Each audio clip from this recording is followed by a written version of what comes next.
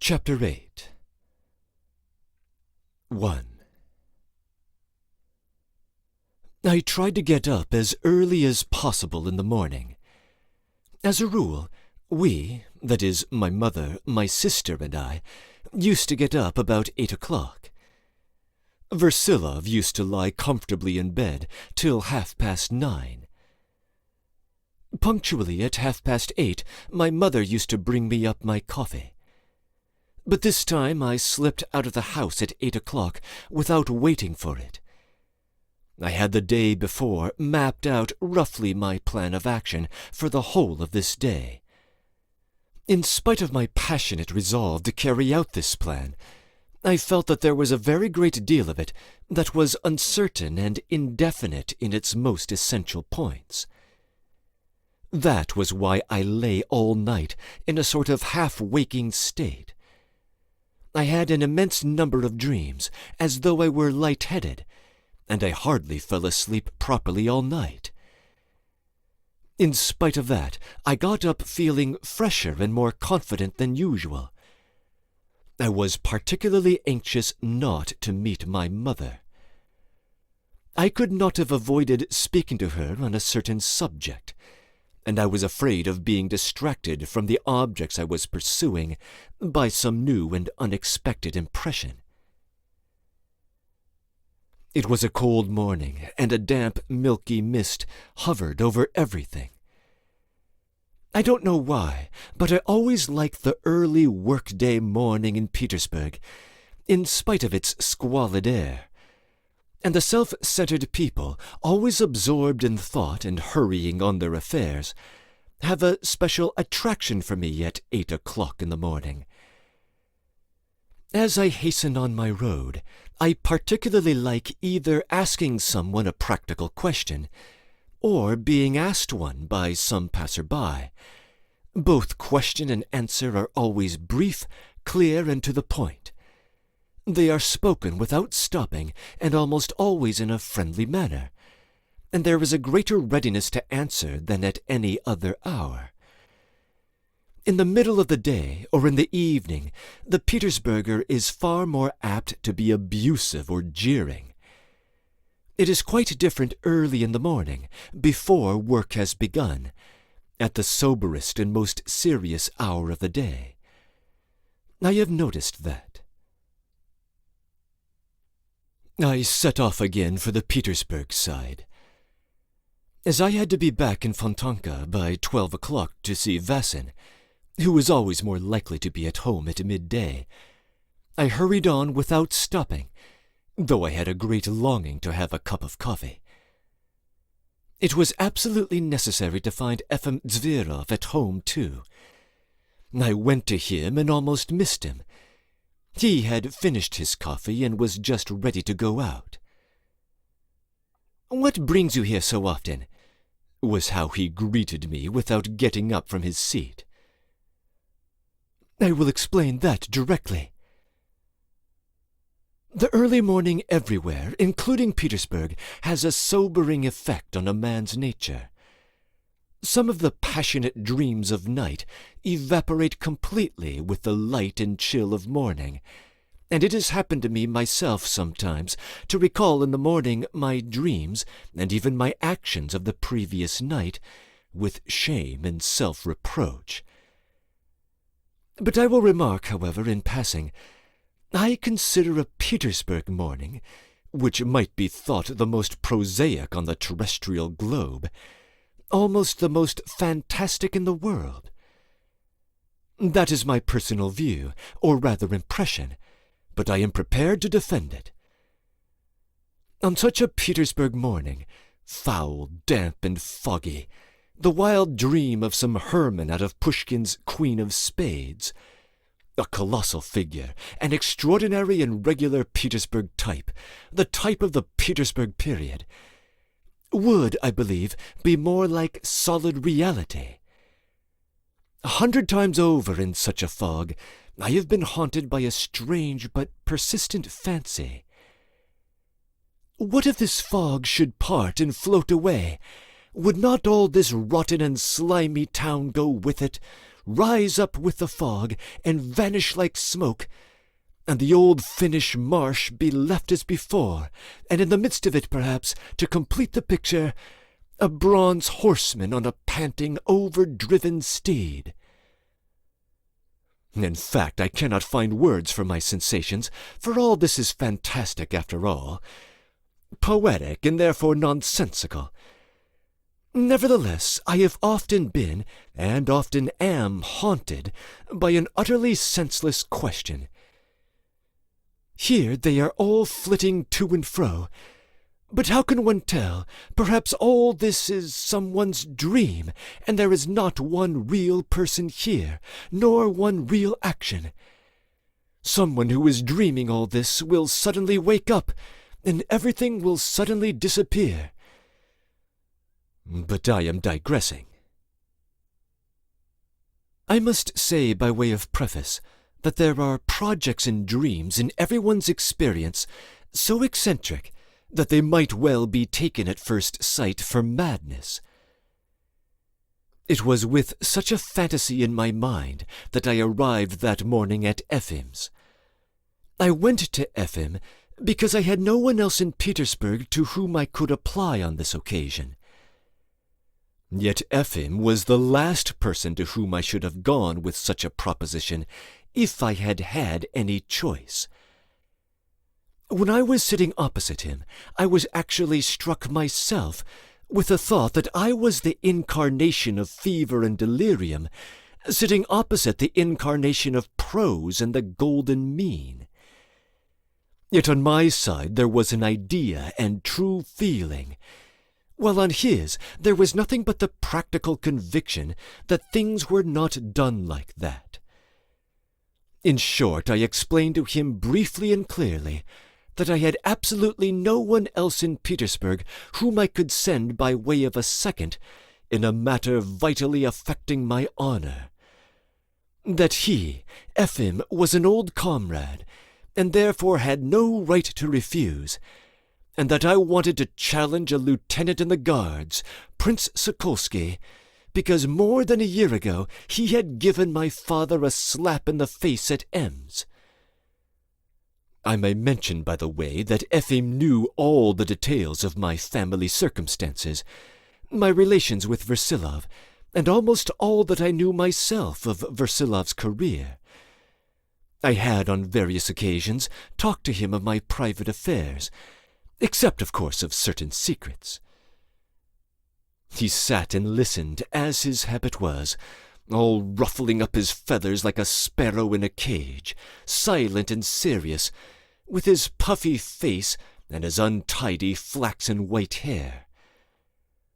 A set smile of mockery never left his lips. This smile was all the nastier for being quite unintentional and unconscious. It was evident that he genuinely and sincerely considered himself at that moment vastly superior to me in intellect and character. I suspected, too, that he despised me for the scene the evening before at Dergachev's. That was bound to be so. I.VIII. was the crowd. I.VIII. was the man in the street. And the man in the street has no reverence for anything but success. "And Versilov knows nothing of this?" he asked. "Of course not." "Then what right have you to meddle in his affairs? That's the first question. And the second one is, what do you want to show by it?" I was prepared for the objection, and at once explained to him that it was not so stupid as he supposed. To begin with, the insolent prince would be shown that there are people, even in our class, who know what is meant by honor. And secondly, Versilov would be put to shame and learn a lesson. And in the third place, what mattered most of all, even if Versilov had been right in refusing to challenge him in accordance with his convictions at the time, he would see that there was someone who was capable of feeling the insult to him so keenly that he accepted it as an insult to himself, and was prepared to lay down his life for his, Versilov's, interests, although he was leaving him forever. Wait a minute, don't shout. My aunt does not like it. Tell me, is it the same Prince Sokolsky that Versilov is at law with about a will? If so, this will be quite a new and original way of winning a lawsuit, to kill your opponent in a duel. I explained to him en toutes lettres that he was simply silly and impertinent, and that if his sarcastic grin was growing broader and broader, it only showed his conceit and commonplaceness, and that he was incapable of imagining that I had had the lawsuit in my mind from the very beginning, and that reflection on that subject was not confined to his sagacity. Then I informed him that the case was already decided, and moreover it had not been brought by Prince Sokolsky, but by the Princes Sokolsky, so that if a Prince Sokolsky were killed, the others would be left, but that no doubt it would be necessary to put off the challenge till the end of the time within which an appeal was possible. Not that the Sokolskys would as a fact appeal, but simply as a matter of good form. When the latest possible date for an appeal had passed, the challenge would follow. That I had come about it now, not that the duel would take place immediately, but that I must be prepared at any rate in time to find a second, if he, I.VIII., refused, as I knew no one. That was why I said I had come. Well, come and talk about it then, or else you'll be leading us a wild goose chase. He stood up and took his cap. So you'll go then? No, of course I won't. Why not? Well, for one reason, if I agreed now that I would go then, you would begin hanging about here every evening till the time for the appeal was over. And besides, it's simply nonsense, and that's all about it. And am I going to mess up my career for you? Why, Prince Sokolsky will ask me at once, "Who sent you?" "Dolgoruki." "And what's Dolgoruki got to do with Versilov?" And am I to explain your pedigree to him, pray? Why, he'd burst out laughing. Then you give him a punch in the face. But it's all gibberish. You're afraid, you so tall and the strongest at the grammar school. I'm afraid, of course I am afraid. Besides, the prince won't fight, for they only fight their equals. I am a gentleman too, by education. I have rights, I am his equal.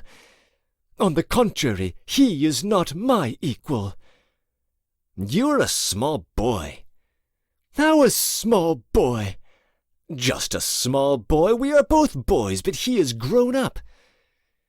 You fool! But I might have been married a year ago by the law. Well, get married then. But anyway, you're a pipsqueak. You're still growing. I saw, of course, that he thought fit to jeer at me. I might not indeed have told all this foolish episode, and it would have been better, in fact, for it to have perished in obscurity. Besides, it's revolting in its pettiness and gratuitousness, though it had rather serious consequences. But to punish myself still further, I will describe it fully. Realizing that I.VIII. Was jeering at me, I permitted myself to push him on the shoulder with my right hand, or rather my right fist. Then he took me by the shoulder, turned me upside down, and proved to me conclusively that he was the strongest of us at the grammar school.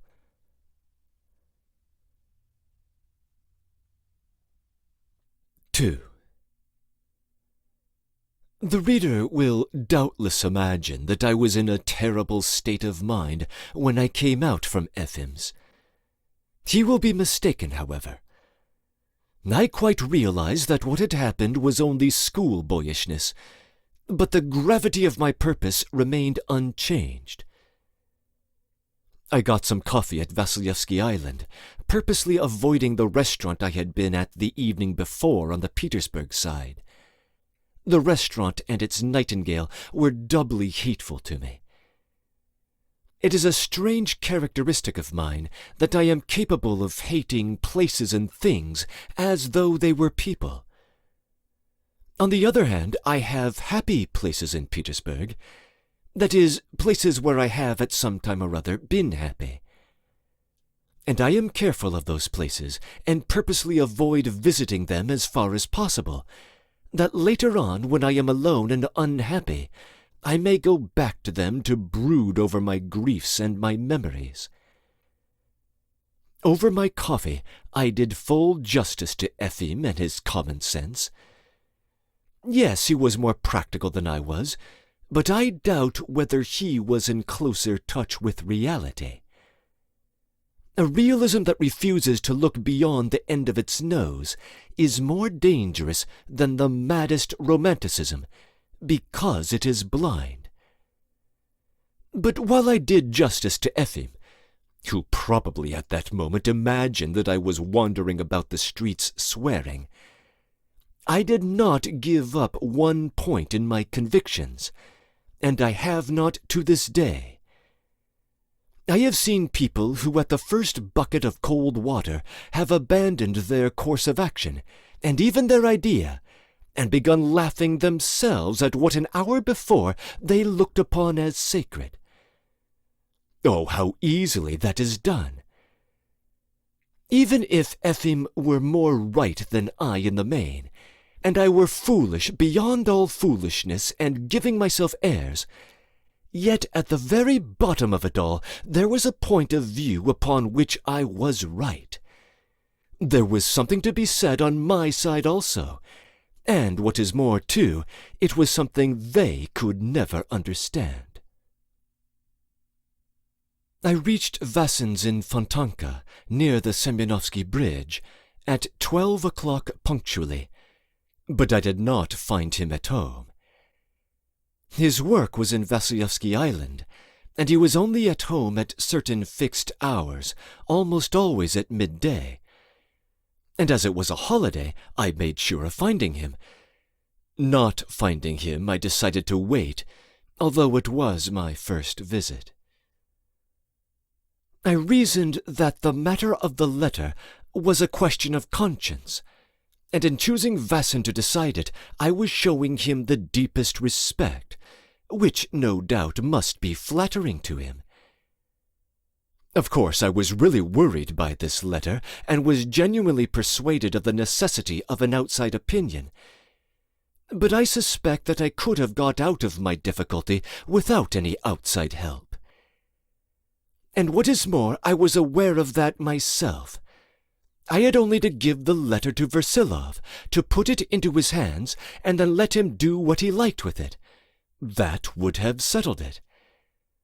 To set myself up as judge, as arbitrator in a matter of this sort, was indeed utterly irregular. By confining myself to handing over the letter, especially in silence, I should have scored at once, putting myself into a position of superiority over Versilov. For, renouncing all the advantages of the inheritance as far as I was concerned, for some part of it would have been sure, sooner or later, to have fallen to me as Versilov's son, I should have secured forever a superior moral attitude in regard to Versilov's future action.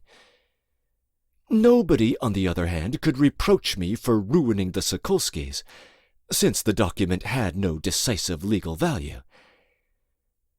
All this I thought over and made perfectly clear to myself, sitting in Vassin's empty room, and it even occurred to me suddenly that I had come to Vassin's, so thirsting for his advice how to act, simply to show him what a generous and irreproachable person I was, and so to avenge myself for my humiliation before him the previous evening. As I recognized all this, I felt great vexation. Nevertheless, I did not go away, but sat on, though I knew for certain that my vexation would only grow greater every 5 minutes. First of all, I began to feel an intense dislike for Vassen's room. Show me your room and I will tell you your character. One really may say that. Vassen had a furnished room in a flat belonging to people evidently poor, who let lodgings for their living and had other lodgers besides Vassen. I was familiar with poky apartments of this sort, scarcely furnished, yet with pretensions to comfort. There is invariably a soft sofa from a second-hand market, which is dangerous to move, a washing-stand and an iron bed shut off by a screen. Vassen was evidently the best and the most to be depended on of the lodgers.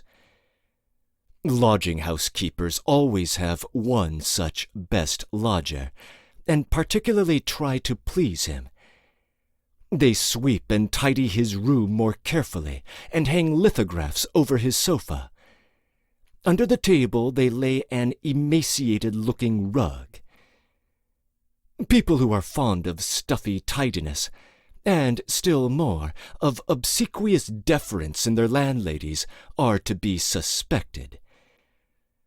I felt convinced that Vassen himself was flattered by his position as best lodger. I don't know why, but the sight of those two tables piled up with books gradually enraged me. The books, the papers, the inkstand, all were arrayed with a revolting tidiness, the ideal of which would have coincided with the loftiest conceptions of a German landlady and her maidservant.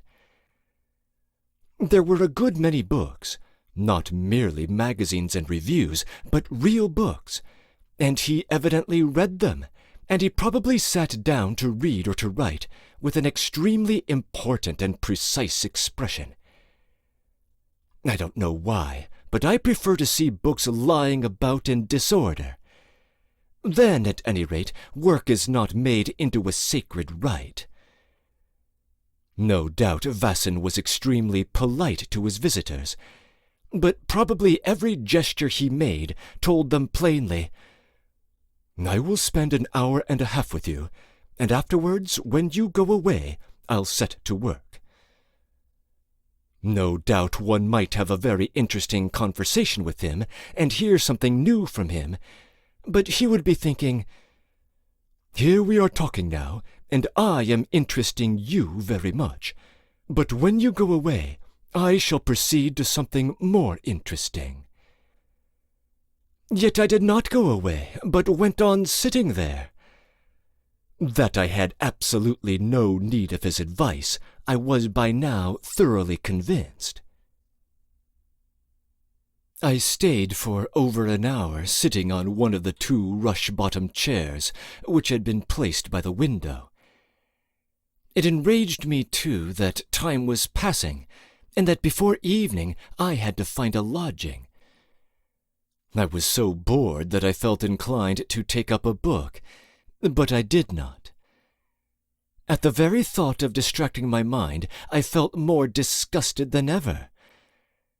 For more than an hour there had been an extraordinary silence, when I began gradually and unconsciously to distinguish the sound of whispering, which kept growing louder, and came from somewhere close by, on the other side of a door that was blocked up by the sofa.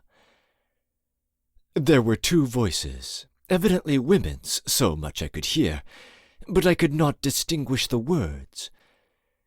And yet I was so bored that I began to listen. It was obvious that they were talking earnestly and passionately, and that they were not talking about patterns. They were discussing or disputing about something, or one voice was persuading or entreating, while the other was refusing or protesting. They must have been other lodgers. I soon got tired, and my ear became accustomed to the sound, so that though I went on listening, it was only mechanically, and sometimes quite without remembering that I was listening, when suddenly something extraordinary happened, as though someone had jumped down off a chair onto both feet, or had suddenly leapt up and stamped. Then I heard a moan, then suddenly a shriek, or rather not a shriek, but an infuriated animal's squeal, reckless whether it could be overheard or not. I rushed to the door and opened it. Another door at the end of the corridor was opened simultaneously, the door of the landlady's room, as I learned later, and from it 2 inquisitive faces peeped out. The shriek, however, ceased at once, and suddenly the door next to mine opened, and a young woman, so at least she seemed to me, dashed out and rushed downstairs.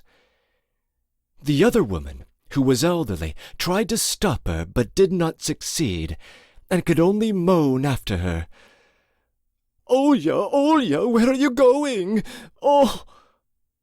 But noticing our 2 open doors, she promptly closed hers, leaving a crack through which she listened till Olya's footsteps had died away completely on the stairs. I turned to my window. All was silence. It was a trivial and perhaps ridiculous incident, and I left off thinking of it.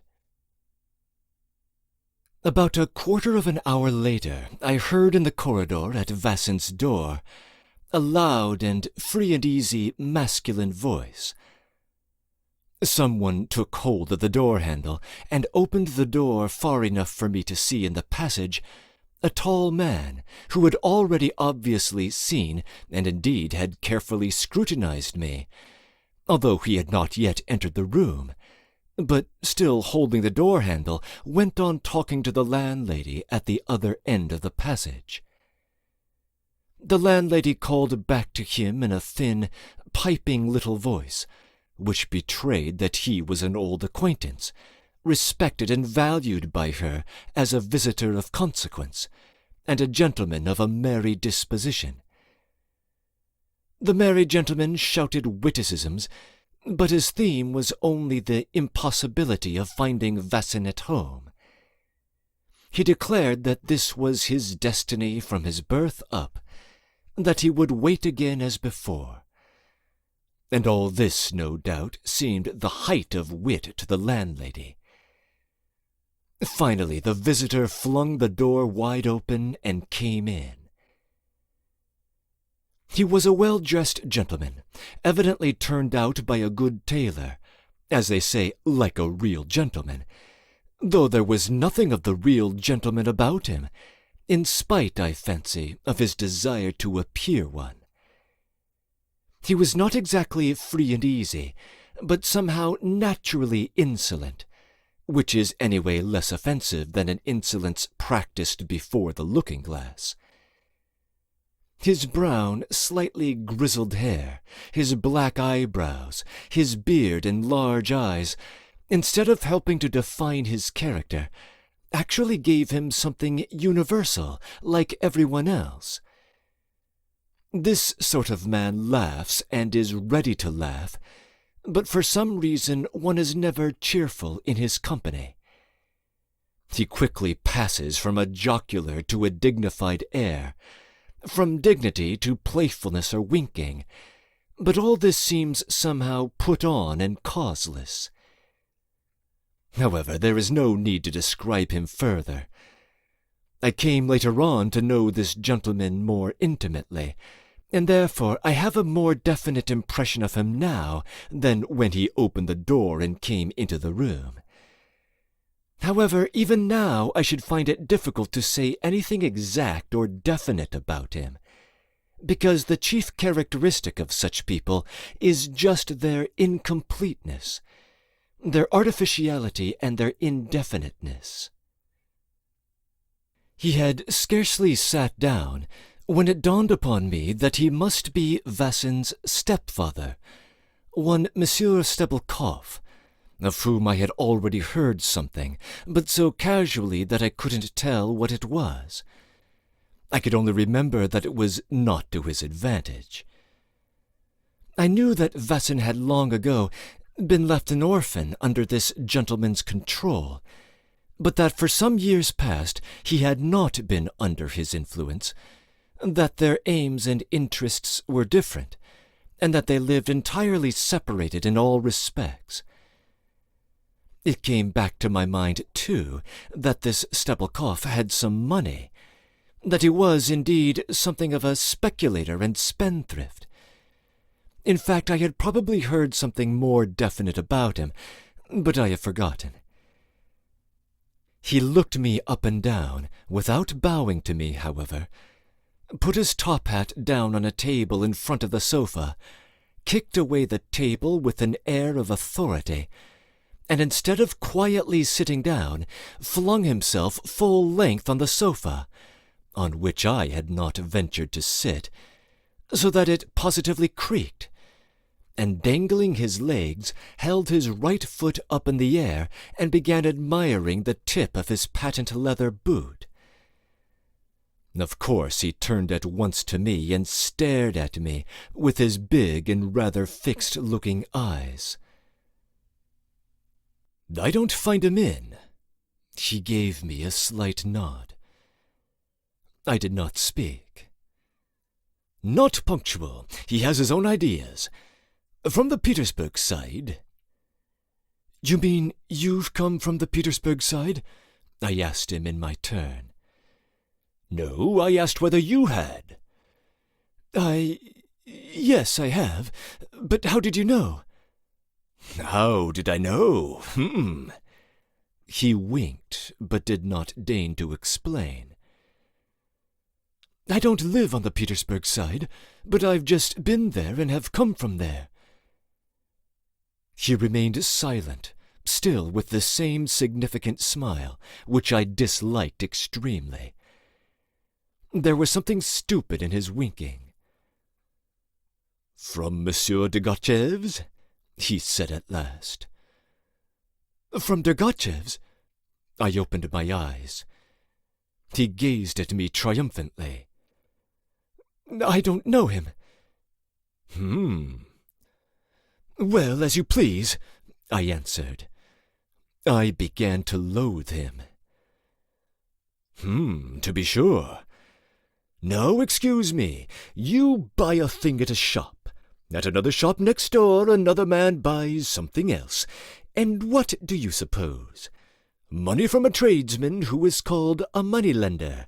For money, too, is an article of sale, and a money-lender is a tradesman, too.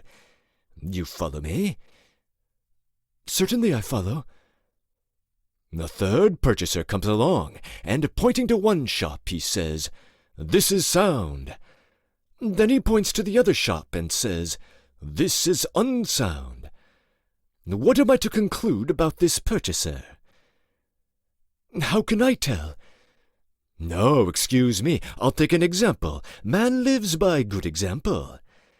I walk along the Nevsky Prospect and observe on the other side of the street a gentleman whose character I should like to investigate more closely. We walk, one each side of the street, as far as the gate leading to Morskaya, and there, just where the English shop is, we observe a third gentleman who has just been run over. Now mark, a fourth gentleman walks up and wishes to investigate the character of all three of us, including the man who has been run over, from the point of view of practicability and soundness. Do you follow?" "Excuse me, with great difficulty." "Quite so. Just what I thought. I'll change the subject. I was at the springs in Germany, the mineral springs, as I had frequently been before, no matter which springs. I go to drink the waters and see an Englishman. It is difficult, as you know, to make acquaintance with an Englishman. 2 months later, having finished my cure, we were walking, a whole party of us, with alpenstocks on the mountain, no matter what mountain. At a pass there is an étape, the one where the monks make chartreuse, note that. I meet a native standing in solitude, looking about him in silence. I wish to form my conclusions in regard to his soundness. What do you think? Can I apply for conclusions to the crowd of Englishmen with whom I am travelling solely because I was unable to talk to them at the Springs? How can I tell? Excuse me, it's very difficult to follow you. Difficult, is it? Yes, you weary me. He winked and made a gesture, probably intended to suggest victory and triumph. Then, with stolid composure, he took out of his pocket a newspaper, which he had evidently only just bought, unfolded it, and began reading the last page, apparently intending to leave me undisturbed. For 5 minutes he did not look at me.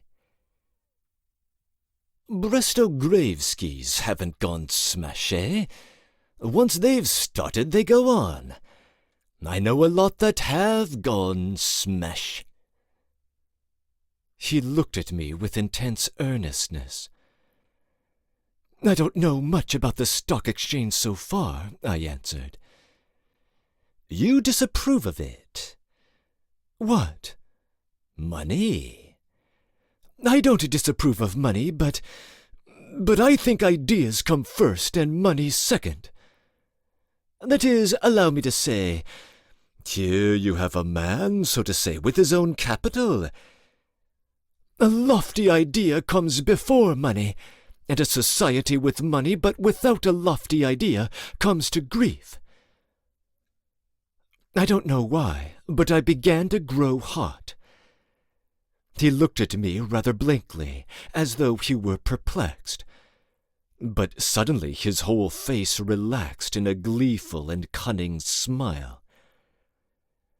Versilov, hey? He's fairly scored, he has. Judgment given yesterday, eh?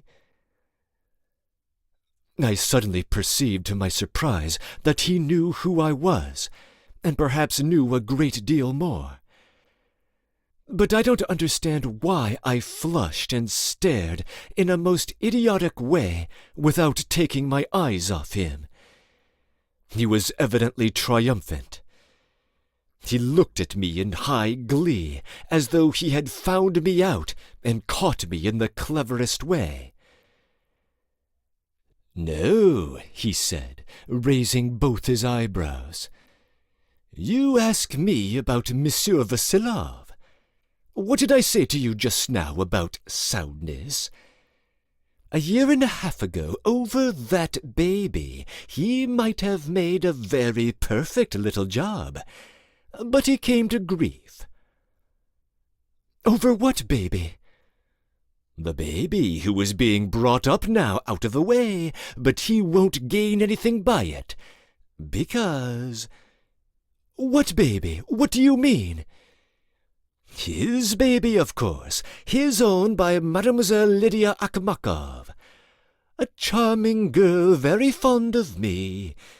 Phosphorus matches, eh? What nonsense! What a wild story! He never had a baby by Mademoiselle Akhmakov. Go on. I've been here and there. I've been a doctor and I've been an accoucheur. My name's Stebelkov. Haven't you heard of me? It's true I haven't practiced for a long time, but practical advice on a practical matter I could give. You're an accoucheur? Did you attend Mademoiselle Akhmakov? No, I did not attend her. In a suburb there was a doctor, Grantz, burdened with a family. He was paid half a thaler, such is a position of doctors out there, and no one knew him either, so he was there instead of me. I recommended him indeed, because he was so obscure and unknown. You follow? I only gave practical advice when Versilov, Andrei Petrovitch, asked for it. But he asked me in dead secret, tete-a-tete. But Andrei Petrovitch wanted to catch 2 hares at once. I listened in profound astonishment. Chase 2 hares, catch neither, according to the popular, or rather peasant proverb. What I say is, Exceptions continually repeated become a general rule. He went after another hare, or, to speak plain Russian, after another lady, and with no results. Hold tight what you've got. When he ought to be hastening a thing on, he potters about. Versilov, that petticoat prophet, as young Prince Sokolsky well described him before me at the time. Yes, you had better come to me. If there is anything you want to know about Versilov, you had better come to me. He was evidently delighted at my open-mouthed astonishment. I had never heard anything before about a baby. And at that moment the door of the next room slammed as someone walked rapidly in. "Versilov lives in Mozhaysky Street, at Litvinov's house, number 17. I have been to the address bureau myself," a woman's voice cried aloud in an irritable tone. We could hear every word. Stepelkov raised his eyebrows and held up his finger. "We talk of him here, and there already he's... Here you have exceptions continually occurring. Quand on parle d'un code..." He jumped up quickly, and sitting down on the sofa, began listening at the door in front of which the sofa stood. I, too, was tremendously struck. I reflected that the speaker was probably the same young girl who had run down the stairs in such excitement. But how did Versilov come to be mixed up in this too? Suddenly there came again the same shriek, the furious shriek of someone savage with anger, who has been prevented from getting or doing something. The only difference was that the cries and shrieks were more prolonged than before. There were sounds of a struggle, a torrent of words. I won't! Give it up at once!" Or something of the sort. I don't remember exactly. Then, just as before, someone rushed to the door and opened it. Both the people in the room rushed out into the passage, one, just as before, trying to restrain the other. Stepelkov, who had leapt up from the sofa and been listening with relish, fairly flew to the door, and with extreme lack of ceremony dashed into the passage straight upon the two. I, too, of course, ran to the door. But his appearance in the passage acted like a pail of cold water. The two women vanished instantly and shut the door with a slam. Stepelkov was on the point of dashing after them, but he stopped short, held up his finger with a smile, and stood considering. This time I detected in his smile something nasty, evil, and malignant. Seeing the landlady, who was again standing in her doorway, he ran quickly across the passage to her on tiptoe. After whispering to her for a minute or two, and no doubt receiving information, he came back to the room, resuming his air of ponderous dignity, picked up his top hat from the table, looked at himself in the looking-glass as he passed, ruffled up his hair, and with a self-complacent dignity went to the next door without even a glance in my direction. For an instant he held his ear to the door, listening, then winked triumphantly across the passage to the landlady, who shook her finger and wagged her head at him, as though to say, "Oh, naughty man, naughty man!" Finally, with an air of resolute, even of shrinking delicacy, he knocked with his knuckles at the door. A voice asked, "Who's there?" "Will you allow me to enter on urgent business?" Stepelkov pronounced in a loud and dignified voice. There was a brief delay, yet they did open the door, first only a little way. But Stepelkov at once clutched the door handle and would not let them close it again. A conversation followed. Stepelkov began talking loudly, still pushing his way into the room. I don't remember the words, but he was speaking about Versilov, saying that he could tell them, could explain everything. "Yes, I can tell you. Yes, you come to me," or something to that effect. They quickly let him in. I went back to the sofa and began to listen, but I could not catch it all. I could only hear that Versilov's name was frequently mentioned. From the intonations of his voice, I guessed that Stepelkov by now had control of the conversation, that he no longer spoke insinuatingly but authoritatively, in the same style as he had talked to me. "You follow? Kindly note that," and so on. With women, though, he must have been extraordinarily affable. Already I had twice heard his loud laugh, probably most inappropriate, because accompanying his voice, and sometimes rising above it, could be heard the voices of the women, and they sounded anything but cheerful, and especially that of the young woman, the one who had shrieked. She talked a great deal, rapidly and nervously, making apparently some accusation or complaint, and seeking judgment or redress. But Stepelkov did not give way. He raised his voice higher and higher, and laughed more and more often. Such men are unable to listen to other people. I soon jumped up from the sofa, for it seemed to me shameful to be eavesdropping, and went back again to the rush-bottomed chair by the window.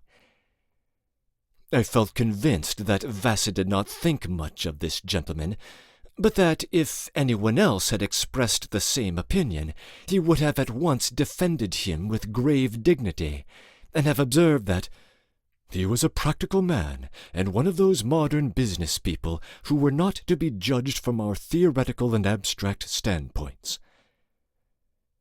At that instant, however, I felt somehow morally shattered. My heart was throbbing, and I was unmistakably expecting something. About 10 minutes passed. Suddenly, in the midst of a resounding peal of laughter, someone leapt up from a chair with just the same noise as before. Then I heard shrieks from both the women. I heard Stepelkov jump up too, and say something in quite a different tone of voice, as though he were justifying himself and begging them to listen. But they did not listen to him. I heard cries of anger. "Go away! You're a scoundrel! You're a shameless villain!" In fact, it was clear that he was being turned out of the room. I opened the door at the very minute when he skipped into the passage, as it seemed, literally thrust out by their hands. Seeing me, he cried out at once, pointing at me, "This is Versilov's son! If you don't believe me, here is his son, his own son, I assure you!" And he seized me by the arm as though I belonged to him. "This is his son, his own son!" he repeated, though he added nothing by way of explanation as he led me to the ladies. The young woman was standing in the passage, the elderly one a step behind her in the doorway.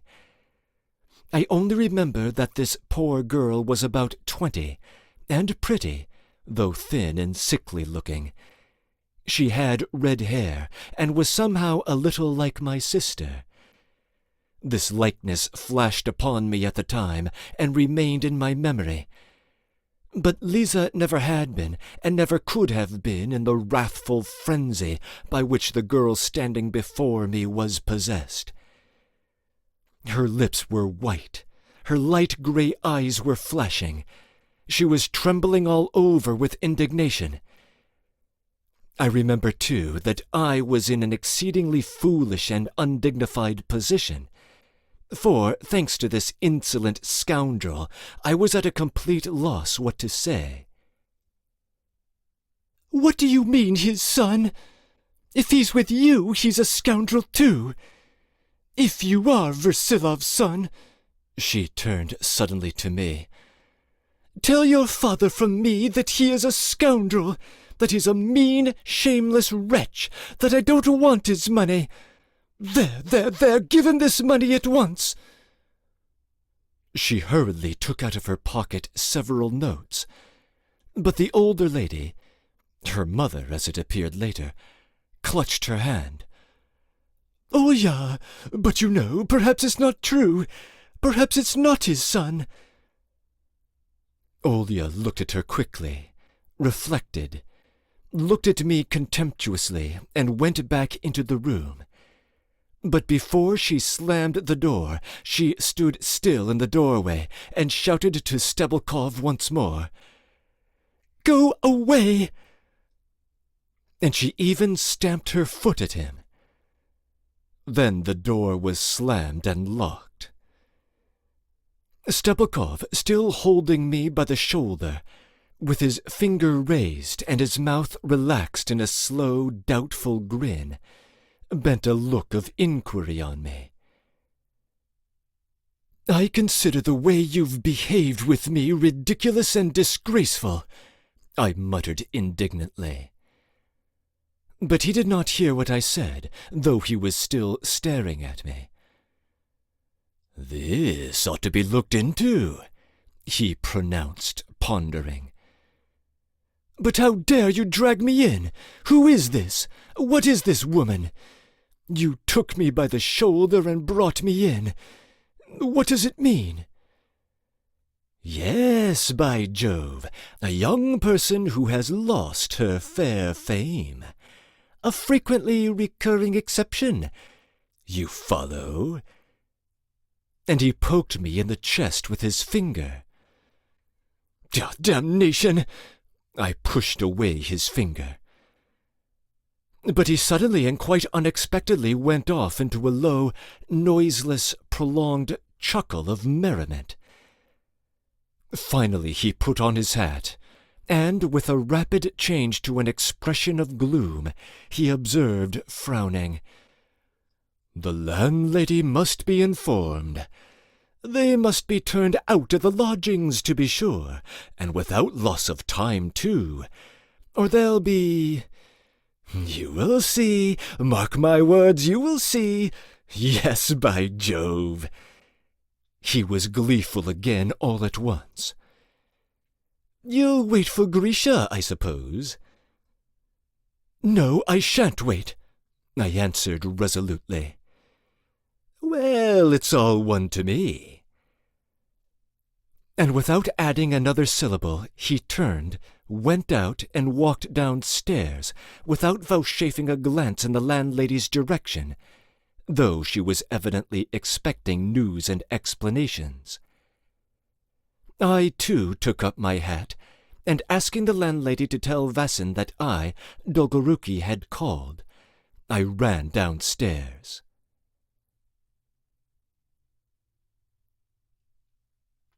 Breaking in. If you find the rhetoric of Stebelkov to be borderline unintelligible in places, you're not alone. Everything he says is in an obscure, roundabout way, from which we may infer that his interests are not entirely above board. In fact, Dostoevsky modeled him after a certain Kosolov, who was involved in the questionable business details of a publicly traded railway company. When Stebelkov mentions the Brestograevskys, when looking up from the newspaper, he is referring to the Brest-Graev Railway, which would be an analogue to the Tambov-Kozlov line associated with the real-life Kosolov. When Stebelkov broaches the subject of various shops, or a man on Nevsky Prospect who was run over in the street, or the Englishman at the mountain by the German spa, or what have you, He seems to be, in a very roundabout way, trying to hint at the soundness of a certain character, namely Versilov.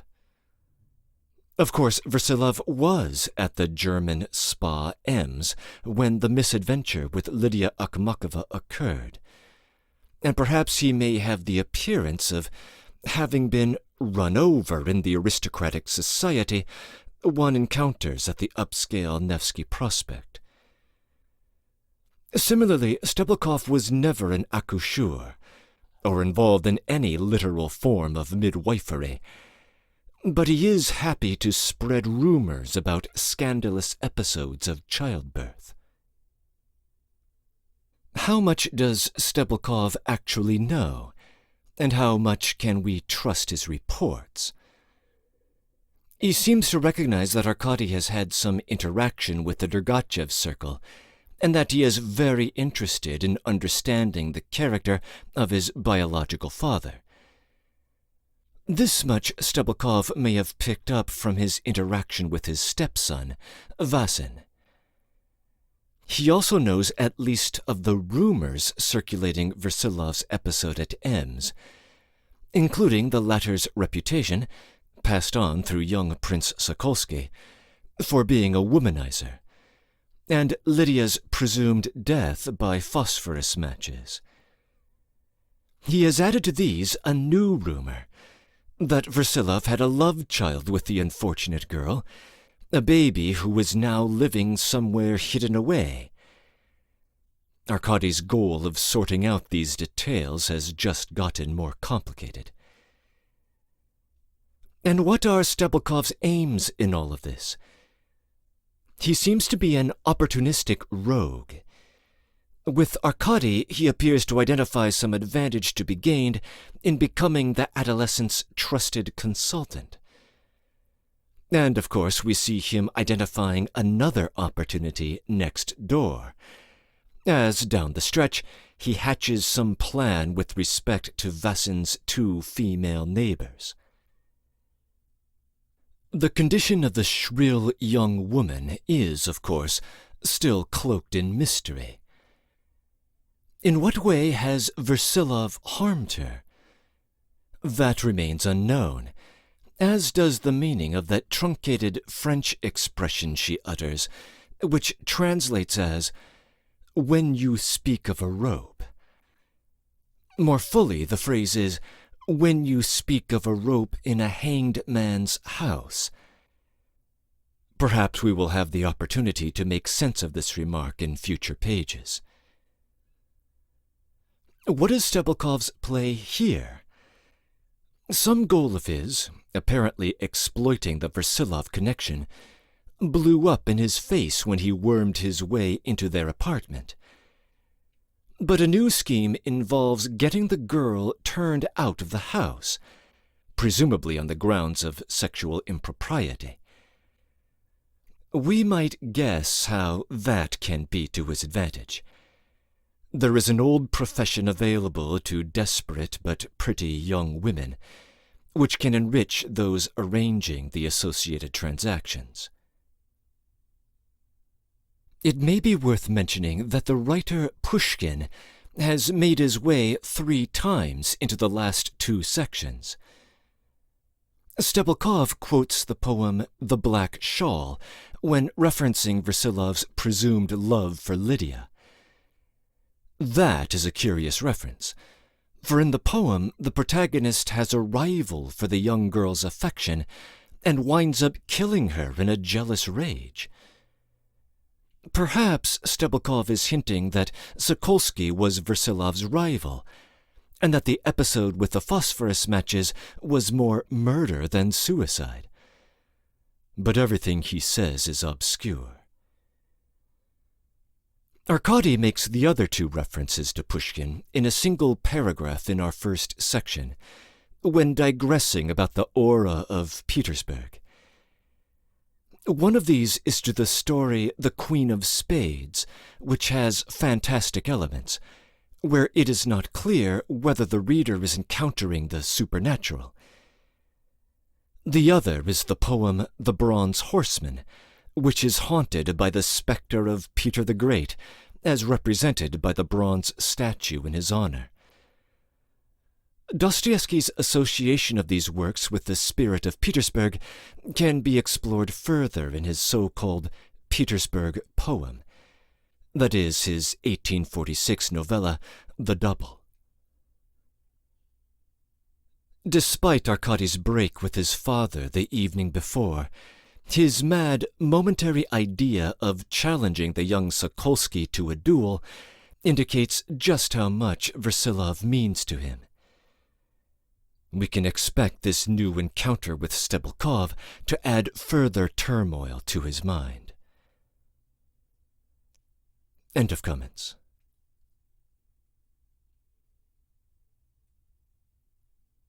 (3) I had merely wasted my time. On coming out, I set to work at once to look for lodgings, but I was preoccupied. I wandered about the streets for several hours, and though I went into 5 or 6 flats with rooms to let, I am sure I passed by 20 without noticing them. To increase my vexation, I found it far more difficult to get a lodging than I had imagined. Everywhere there were rooms like Vassin's, or a great deal worse, while the rent was enormous. That is, not what I had reckoned upon. I asked for nothing more than a corner where I could turn around, and I was informed contemptuously that if that was what I wanted, I must go where rooms were let in corners. Moreover, I found everywhere numbers of strange lodgers, in whose proximity I could not have lived. In fact, I would have paid anything not to have to live in their proximity. There were queer gentlemen in their waistcoats without their coats, who had disheveled beards and were inquisitive and free and easy in their manners. In one tiny room there were about a dozen such sitting over cards and beer, and I was offered the next room. In another place I answered the landlady's inquiries so absurdly that they looked at me in surprise, and in one flat I actually began quarreling with the people. However, I won't describe these dismal details. I only felt that I was awfully tired. I had something to eat in a cook shop when it was almost dark. I finally decided that I would go and give Versilov the letter concerning the will, with no one else present, making no explanation. That I would go upstairs, pack my things in my trunk and bag, and go for the night, if need be, to a hotel. At the end of the Obuhovsky Prospect, at the Gate of Triumph, I knew there was an inn where one could get a room to oneself for 30 kopecks. I resolved for one night to sacrifice that sum rather than sleep at Versilov's. And as I was passing the Institute of Technology, the notion suddenly struck me to call on Tatyana Pavlovna, who lived just opposite the Institute. My pretext for going in was this same letter about the will, but my overwhelming impulse to go in was due to some other cause, which I cannot to this day explain. My mind was in a turmoil, brooding over the baby, the exceptions that pass into rules. I had a longing to tell someone, or to make a scene, or to fight, or even to have a cry. I can't tell which, but I went up to Tatyana Pavlovna's. I had only been there once before, with some message from my mother, soon after I came from Moscow, and I remember I went in, gave my message, and went out a minute later, without sitting down, and indeed she did not ask me to.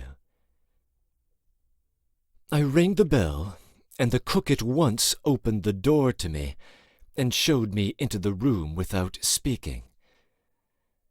All these details are necessary that the reader may understand how the mad adventure, which had so vast an influence on all that followed, was rendered possible. And to begin with, as regards the cook, She was an ill-tempered, snub-nosed Finnish woman, and I believe hated her mistress Tatyana Pavlovna, while the latter, on the contrary, could not bring herself to part with her from a peculiar sort of infatuation, such as old maids sometimes show for damp-nosed pug-dogs or somnolent cats. The Finnish woman was either spiteful and rude, or, after a quarrel, would be silent for weeks together to punish her mistress. I must have chanced upon one of these dumb days, for even when I asked her, as I remember doing, whether her mistress were at home, she made no answer, but walked off to the kitchen in silence. Feeling sure after this that Tatyana Pavlovna was at home, I walked into the room, and finding no one there, waited, expecting that she would come out of her bedroom before long. Otherwise, why should the cook have shown me in? Without sitting down, I waited 2 minutes, 3. It was dusk, and Tatyana Pavlovna's dark flat seemed even less hospitable from the endless yards of cretonne hanging about. A couple of words about that horrid little flat, to explain the surroundings of what followed.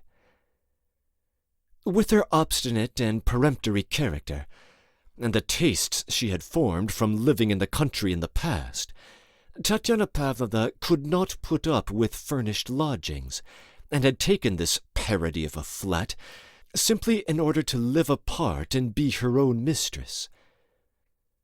The 2 rooms were exactly like 2 bird cages, set side by side, one smaller than the other. The flat was on the 3rd story, and the windows looked into the courtyard. Coming into the flat, one stepped straight into a tiny passage, 1.5 yards wide. On the left, the 2 aforementioned bird cages, and at the end of the passage, the tiny kitchen. The 500 cubic feet of air required to last a human being 12 hours were perhaps provided in this room, but hardly more. The rooms were hideously low-pitched, and, what was stupider than anything, the windows, the doors, the furniture, all were hung or draped with cretonne, good French cretonne, and decorated with festoons. But this made the room twice as dark and more than ever like the inside of a travelling coach. In the room where I was waiting, it was possible to turn round, though it was cumbered up with furniture. And the furniture, by the way, was not at all bad. There were all sorts of little inlaid tables with bronze fittings, boxes, an elegant and even sumptuous toilet table. But the next room from which I expected her to come in, the bedroom, screened off by a thick curtain, consisted literally of a bedstead, as appeared afterwards. All these details are necessary to explain the foolishness of which I was guilty. So I had no doubts and was waiting, when there came a ring at the bell. I heard the cook cross the little passage with lagging footsteps and admit the visitors, still in silence, just as she had me. They were 2 ladies, and both were talking loudly. But what was my amazement, when from their voices I recognized one as Tatyana Pavlovna, and the other as the woman I was least prepared to meet now, above all in such circumstances. I could not be mistaken. I had heard that powerful, mellow, ringing voice the day before, only for 3 minutes, it is true, but it still resounded in my heart. Yes, it was yesterday's woman. What was I to do? I am not asking the reader this question. I am only picturing that moment to myself, and I am utterly unable to imagine even now how it came to pass that I suddenly rushed behind the curtain and found myself in Tatyana Pavlovna's bedroom. In short, I hid myself, and had scarcely time to do so when they walked in. Why I hid and did not come forward to meet them, I don't know. It all happened accidentally and absolutely without premeditation. After rushing into the bedroom and knocking against the bed, I noticed at once that there was a door leading from the bedroom into the kitchen, and so there was a way out of my horrible position, and I could make my escape, but the horror! The door was locked, and there was no key in it. I sank on the bed in despair. I realized that I should overhear their talk, and from the first sentence, from the first sound of their conversation, I guessed that they were discussing delicate and private matters. Though, of course, a straightforward and honorable man should even then have got up, come out, said aloud, "I'm here, stop!" and, in spite of his ridiculous position, walked past them. But I did not get up, and did not come out. I didn't dare. I was in a most despicable funk. "My darling Katerina Nikolaevna, you distress me very much," Tatyana Pavlovna was saying in an imploring voice. "Set your mind at rest once for all. It's not like you. You bring joy with you wherever you go, and now suddenly... I suppose you do still believe in me? Why, you know how devoted I am to you, as much so as to Andrei Petrovitch, and I make no secret of my undying devotion to him. But do believe me, I swear on my honor, he has no such document in his possession, and perhaps no one else has either. And he is not capable of anything so underhand. It's wicked of you to suspect him. This hostility between you two is simply the work of your own imaginations." "There is such a document, and he is capable of anything. And there, as soon as I go in yesterday, the first person I meet is ce petit espion, whom he has foisted on my father." Ce petit espion! To begin with, he is not an espion at all, for it was I insisted on his going to the prince, or else he would have gone mad or died of hunger in Moscow. That was the account they sent us of him. And what's more, that unmannerly urchin is a perfect little fool. How could he be a spy?" "Yes, he is a fool, but that does not prevent his being a scoundrel. If I hadn't been so angry, I should have died of laughing yesterday. He turned pale, he ran about, made bows, and talked French. And Marya Ivanovna talked of him in Moscow as a genius. That unlucky letter is still in existence and is in dangerous hands somewhere, I gathered chiefly from Marya Ivanovna's face." "My beauty, why, you say yourself she has nothing." "That's just it, that she has. She does nothing but tell lies, and she is a good hand at it, I can tell you. Before I went to Moscow, I still had hopes that no papers of any sort were left. But then... "Oh, it's quite the contrary, my dear. I am told she is a good-natured and sensible creature. Andronikov thought more of her than of any of his other nieces. It's true I don't know her well. But you should have won her over, my beauty. It's no trouble to you to win hearts. Why, I'm an old woman, but here I'm quite in love with you already, and can't resist kissing you. But it would have been nothing to you to win her heart." "I did, Tatyana Pavlovna, I tried. She was enchanted with me, but she's very sly, too. Yes, she's a regular type, and a peculiar Moscow type. And would you believe it, she advised me to apply to a man here called Kraft, who had been Andronikov's assistant. Maybe he knows something, she said. I had some idea of what Kraft was like, and in fact I had a faint recollection of him. But as she talked about Kraft, I suddenly felt certain that it was not that she simply knew nothing, but that she knew all about it and was lying. But why? Why? Well, perhaps you might find out from him. That German Kraft isn't a chatterbox, and I remember him as very honest. You really ought to question him. Only I fancy he is not in Petersburg now. Oh, he came back yesterday evening. I have just been to see him. I have come to you in such a state I am shaking all over. I wanted to ask you, Tatyana Pavlovna, my angel, for you know everyone.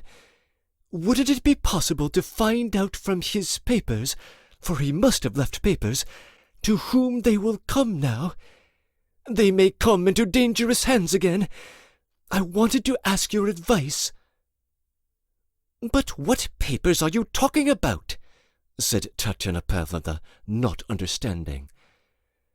Why, you say you have just been at Kraft's? Yes, I have been. I have just been there. But he shot himself yesterday evening. I jumped up from the bed. I was able to sit through being called a spy and an idiot, and the longer the conversation went on, the more impossible it seemed to show myself. It was impossible to contemplate. I inwardly determined with a sinking heart to stay where I was, till Tatyana Pavlovna went to the door with her visitor. If, that is, I were lucky, and she did not before then come to fetch something from the bedroom. And afterwards, when Madame Akhmakov had gone out, then, if need be, I'd fight it out with Tatyana Pavlovna. But when, now, suddenly hearing about Kraft, I jumped up from the bed, I shuddered all over. Without thinking, without reflecting or realizing what I was doing, I took a step, lifted the curtain, and appeared before the two of them.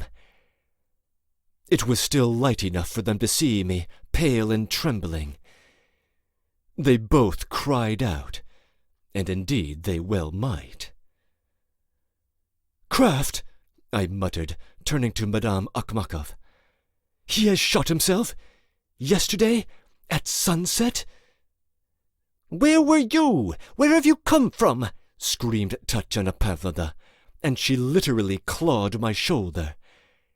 "You've been spying! You have been eavesdropping!" "What did I tell you just now?" said Katerina Nikolaevna, getting up from the sofa and pointing at me. I was beside myself. "It's a lie! It's nonsense!" I broke in furiously. "You called me a spy just now, my God! You are not worth spying on. Life's not worth living in the same world with such people as you, in fact. A great-hearted man has killed himself. Kraft has shot himself for the sake of an idea, for the sake of Hecuba. But how should you know about Hecuba? And here one's to live among your intrigues, to linger in the midst of your lying, your deceptions and underhand plots. Enough!" "Slap him in the face! Slap him in the face!" cried Tatyana Pavlovna. And as Katerina Nikolaevna did not move, though she stared fixedly at me, I remember it all minutely. Tatyana Pavlovna would certainly have done so herself without loss of time, so that I instinctively raised my hand to protect my face. And this gesture led her to imagine that I meant to strike her. "Well, strike me! Show me that you are a low cur from your birth up. You are stronger than women. Why stand on ceremony with them?" "That's enough of your slander!" I cried. "I have never raised my hand against a woman. You are shameless, Tatyana Pavlovna. You've always treated me with contempt. No, servants must be treated without respect. You laugh, Katerina Nikolaevna, at my appearance, I suppose. Yes, God has not blessed me with the elegance of your young officers. And yet I don't feel humbled before you. On the contrary, I feel exalted. I don't care how I express myself, only I'm not to blame. I got here by accident, Tatyana Pavlovna. It's all the fault of your cook, or rather of your devotion to her. Why did she bring me in here without answering my question? And afterwards to dash out of a woman's bedroom seemed so monstrous that I made up my mind not to show myself, but to sit and put up with your insults. You are laughing again, Katerina Nikolaevna? Leave the room, go away!" screamed Tatyana Pavlovna, almost pushing me out. "Don't think anything of his abuse, Katerina Nikolaevna. I've told you that they sent us word that he was mad." "Mad? They sent word? Who sent you word? No matter, enough of this, Katerina Nikolaevna. I swear to you by all that's sacred, this conversation and all that I've heard shall remain hidden. Am I to blame for having learned your secrets?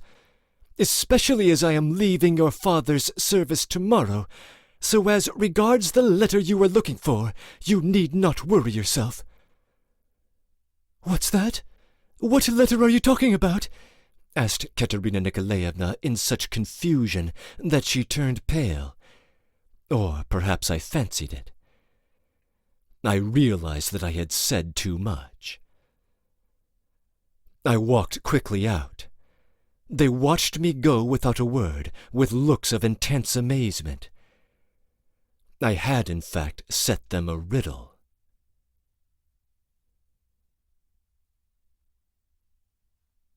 Breaking in. While Kraft's fate comes as a shock to Arkady, it is unlikely to come as one to the reader, since the foreshadowing of his suicide was transparent back in Chapter 4. One small detail is worth noting. Arkady hears that Kraft shot himself in the evening, and immediately jumps to the conclusion that it happened at sunset. One of the last exchanges he has with Kraft in Chapter 4 concerns times of day. Kraft asks what times he likes, and Arkady says that he doesn't like sunset, an answer which sends Kraft into a reverie.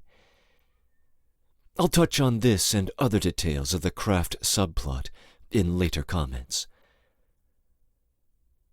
I'm afraid I do not understand the reference to Hecuba, the mythical wife to King Priam during the Trojan War. Richard Pevere associates the passage with a soliloquy in Hamlet, Act 2, Scene 2, where Hamlet asks about the player, quote, "What's Hecuba to him, or he to Hecuba, that he should weep for her?" Unquote. Perhaps Arkady is suggesting that whatever sympathy the ladies might display for Kraft is a thin act. The reference is a bit strained, however, as Pevere acknowledges. We have yet another opportunity in this passage to get a reality check from outside of Arkady's consciousness. We now know how his guardians in Moscow thought of him, as brilliant but a bit crazy, on a path toward starving himself. Given the various anecdotes from Chapter 5, we can see why they might have drawn this conclusion. And we also now know why he was summoned to Petersburg in the first place. Despite Tatyana Pavlovna's rough treatment of the youth, she arranged his employment with the prince out of concern for his own health. Scolding and hectoring appear to be her paradoxical love language. It appears that both parties in the enigmatic feud between Versilov and the young Madame Akhmakova have conjectured that Arkady has been playing the role of a spy. That is, of course, Katerina Nikolaevna's first assumption here, and in the prior chapter Arkady accused Versilov of having that angle himself. But in that same chapter, Versilov insinuated that Arkady's probing questions must have been informed by a woman, namely Katerina Nikolaevna. The accusations from both sides, of course, are mostly wrong, although we might wonder how Arkady can hope to remain innocent of all these entanglements. End of comments.